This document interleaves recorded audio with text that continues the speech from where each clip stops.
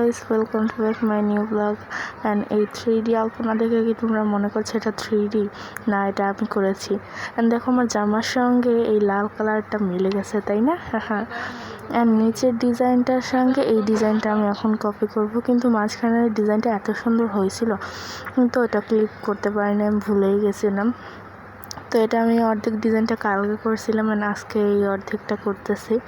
And orange colour নিয়ে এই দুই সাইডে দুইটা গোলাপ এঁকে দিব, বিকজ গোলাপ আমার খুবই ফেভারিট, তো এখানেও একটু গোলাপ রাখলাম। তো এরপর আমি একটু ইয়েলো কালার নিব।